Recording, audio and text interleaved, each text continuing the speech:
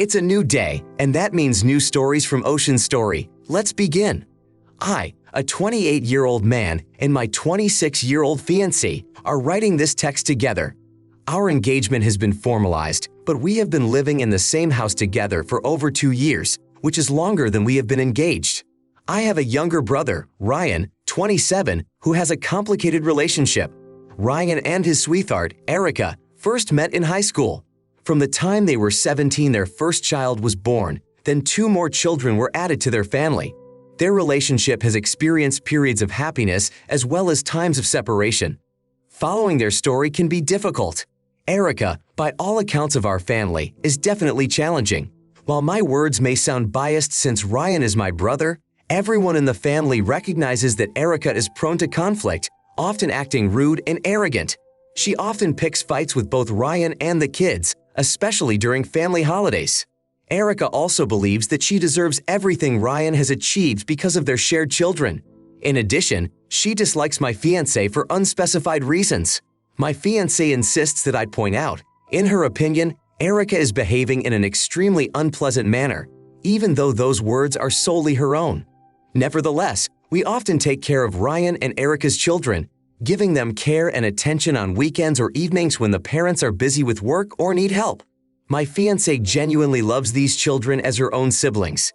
Despite their communication difficulties, Erica shows appreciation when she asks us to watch the kids, but outside of that situation, they have little to no communication, which seems to suit them both. Also, my fiancé wanted to emphasize that it's not just us, but other members of our family, including her own brother and sister, who have issues with Erica. Last week, wanting to relax after work, we went to our favorite coffee shop and then hit up a nearby bar. Returning home around 11:30 p.m., the mood was lifted and we were feeling a little more cheerful than usual. Upon reaching the living room, we found the bedroom to be too far away for our current state. While undressing on the couch, we suddenly heard keys being inserted into the door. In a rush, my fiancé ran off, leaving a trail of clothes all over the hallway. Luckily, I was still in my jeans when Erica walked in with one of the kids.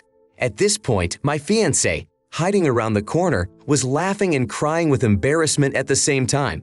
I stood in front of Erica, perplexed as to how she was even here.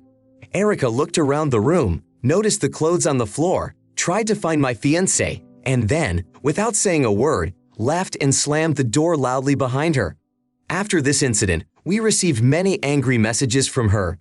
Erica accused us of unbecoming behavior, lack of class, and lack of honesty. She claimed that my fiancé should show more respect for herself and not be so outspoken in her personal life. In addition, Erica stated that she would no longer bring children into our home, believing it to be an unsafe place. After the incident, I approached Erica to ask how she was able to get a key to our house and what she was doing at the time of our unexpected visit. She explained that she had taken the key from Ryan during another one of their arguments because she needed my fiancé to take care of the baby while she was trying to work out her issues. Erica also expressed her intention to no longer trust us to watch her children. This accusation and the assertion that she would keep the kids away deeply hurt my fiancé. She really enjoys spending time with her children and genuinely loves them. Seeing how much this upset her, despite the assumption that it could have been an empty threat, I texted my brother. The messages I received from Ryan made it seem as if Erica had written them. It was hard not to think that they both took offense to a situation that wouldn't have raised questions if Erica hadn't been blamed. Ryan suggested that if we apologized to Erica for what happened, she would probably forgive us. My fiancé was willing to overcome her pride and apologize, however, I refused. I don't think what we did was wrong. In light of everything that has happened, the question of who acted unreasonably in this situation remains open. It is hard to imagine a situation where someone unexpectedly shows up at someone else's home late at night, enters without prior notice, and then makes derogatory remarks about one of the occupants. In such a case, it is wise to reconsider access to the house, perhaps even changing the locks to prevent such incidents from happening again. This is particularly the case when childcare is required and there is a likelihood of repeated requests for help. It is important to set clear boundaries that are respected by all parties. Ryan and Erica seem to have forgotten that having children is a result of their own actions, and the privacy of the bride's home deserves respect, not judgment from outsiders. One should not apologize for what happens in one's personal space, especially if it doesn't hurt others. Instead, Erica should have apologized for the uninvited visit and understood that entering someone else's home unannounced, especially at night, is not only impolite but also a potentially dangerous action. The criticism centered on the bride shows an inequality in judging the actions, which causes even more questions and confusion. Both parties involved in the situation deserve equal treatment and understanding. In addition, personal space must be respected and mutual decisions regarding childcare must be made with all parties in mind. Erica's difficult times with her family require attention and understanding, but it is also important to draw a clear line between personal space and family obligations. If continuing to live in the home is in question, serious conversations and possibly difficult decisions need to be made that honor the values and respect the boundaries of all involved. My next story. My daughter and her husband got married right after completing their college education. Shortly after the wedding, my daughter showed signs of epilepsy again. At the same time, her husband's father was facing financial difficulties due to divorce costs and the need to care for her mother. As a consequence, my daughter lost the opportunity to work. Her husband was faced with supporting his father and helping to provide housing for his younger siblings. Their meager savings quickly dried up due to medical expenses, forcing them to give up their own apartment and temporarily move in with us. This happened 2 years ago. Despite my daughter having a nursing degree, she is unable to find employment in her specialty due to health risks. She is now only able to work part-time, and even the work she can do without jeopardizing herself is underpaid. Her husband works full-time, but between student loan payments and renting a townhouse for his father, he is unable to make additional financial commitments. As a result, all of her expenses, including insurance and medical bills that insurance doesn't cover, have fallen on our shoulders. We can no longer afford it, given the need to provide education for our younger children and the need to save for retirement. My husband is fortunate to have a pension, unlike me. We have never been parents who kick their children out at age 18. However, it is not in our power to continue living this way. We have thoroughly researched the benefits available for some time. Although my daughter is not medically eligible for full disability, Medicare would have made things much easier for her, especially since she is about to turn 26. Even support through EBT would have helped significantly. The issue is that because of my marital status, my daughter's income is considered too high to qualify for Medicare or EBT. Had she been single, she would have been considered eligible for both. Of course, this situation has proven to be a hardship. I don't blame them for what is happening and fully understand why her husband couldn't leave his father and younger siblings without support. In reality, without his help, they wouldn't have made it through. But a way out of the situation needs to be found. My daughter does not agree with us and has been expressing her displeasure for several days now, believing that we are straying from our principles and destroying her happiness. This is true, but unfortunately, such a step is necessary. It will save thousands of dollars a year, funds we all need. She is trying to elicit sympathy from the rest of the family, trying to get us to reconsider our decision. We have weighed everything and consulted to find the best solution, but this is the only way out. However, I feel foolish giving him an ultimatum. The advice is to show her maximum sympathy in this really difficult situation. The possibility for them to remarry will remain open in the future. It is important to convey to her that divorce does not necessarily mean the end of their relationship and reassure her that you care about her husband. It's just a financial necessity for both of you. It may be helpful to suggest that she discuss the matter directly with her husband to avoid her having to bring up the topic of divorce herself. She has enough worries as it is, and adding a conversation with her husband to that list, in which she will be the mediator between you and him, puts her in a difficult position. You also need to consider the needs of your 2 younger children and their future, as well as your need to save for retirement. If your daughter's husband is paying rent on the townhouse for her father, the question arises as to why she cannot reside there. The situation where your son-in-law is helping his family while his family has been supported by you for 2 years, and yet nothing has improved is perplexing to me. 2 years is enough time to realize that something is going wrong if things are not improving. I understand his desire to help his father and siblings, that is commendable. However, his first priority should be to take care of his wife, which unfortunately is far from his priority at the moment. His parents' divorce and subsequent financial difficulties were a heavy blow, which is certainly hard to bear. But in 2 years, you could have found solutions to the problems instead of relying on your son for support, which puts not only his wife, but your entire family at a disadvantage. It's time for him to realize that reality. Now I want to tell a different story. My wife, Dina, and I, both 38 years old, have to combine a high-stress job with raising children who are often a source of stress as well. Dina has 2 close friends, Shayna and Samantha. They live in different states. Not too long ago, Shayna suggested that Dana participate in a half marathon in Vegas. When Dana told me about the upcoming trip, I jokingly remarked that I had never been to Vegas and that she wouldn't be able to go there without me not just once, but twice. When she asked me if I meant it seriously, I answered in the affirmative. She said she would find a way to work it out. Samantha and Dina's sister joined the company.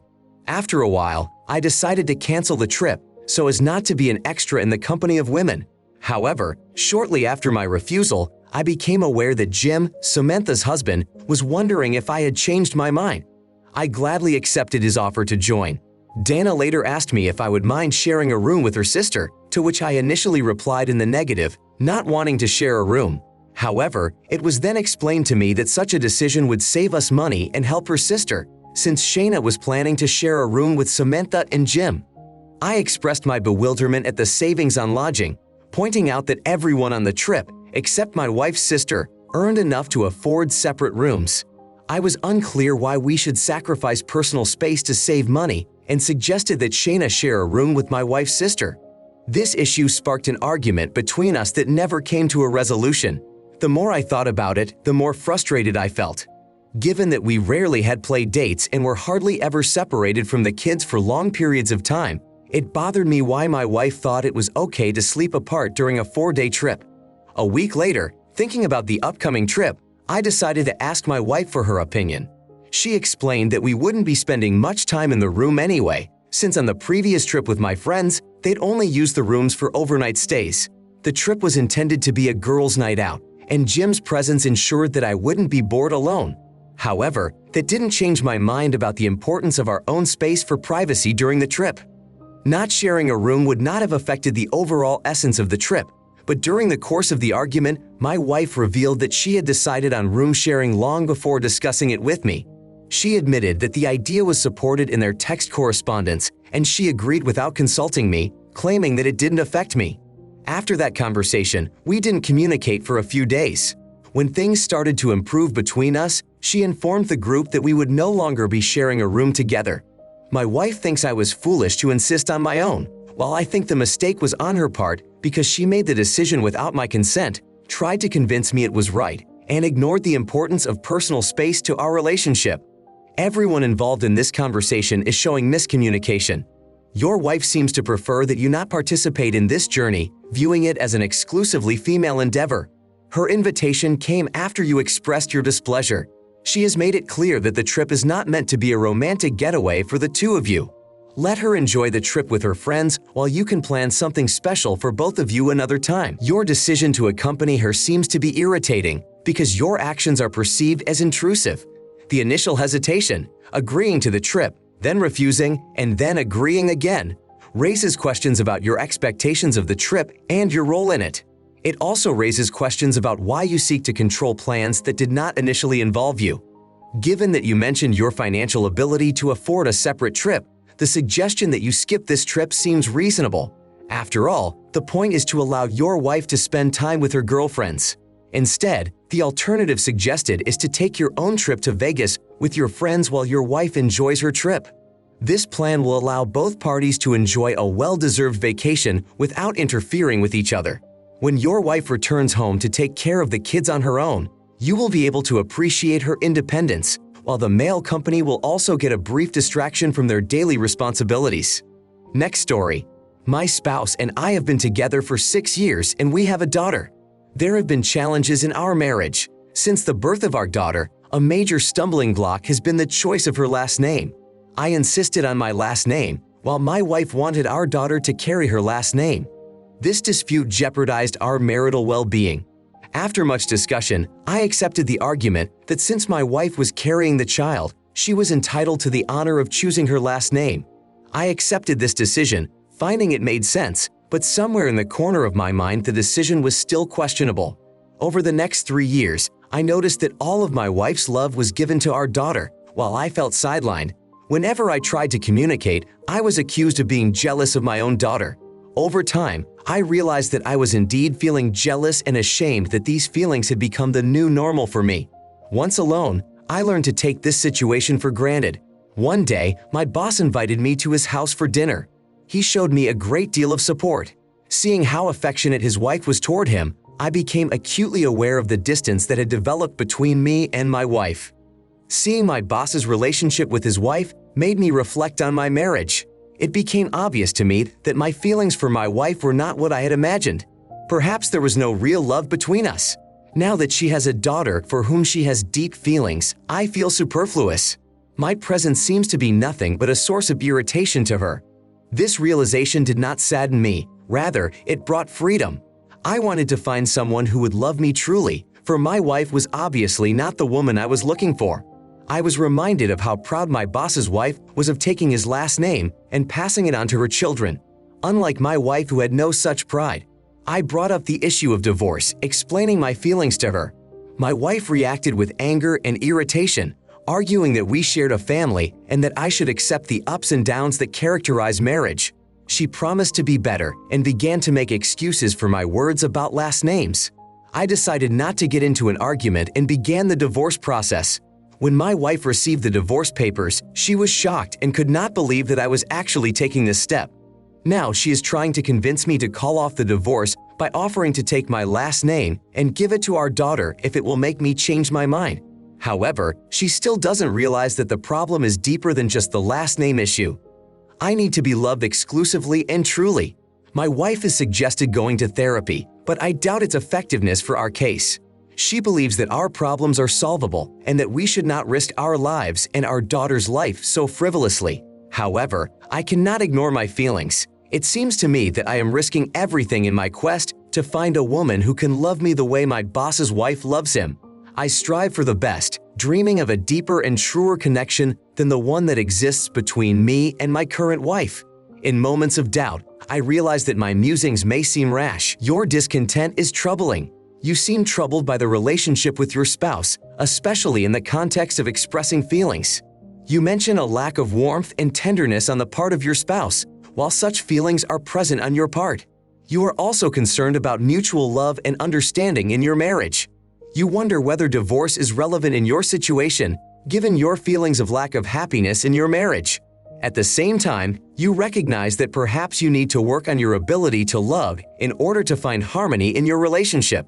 You make comparisons to your boss's marriage, pointing out the outward happiness that may not be as perfect as it seems at first glance. You question the normalcy of your marital relationship and the possibility of reacting too emotionally to problems.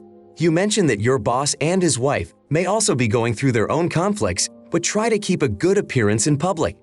You express doubts about the effectiveness of couples therapy, but at the same time see it as an opportunity to understand the truth of your feelings.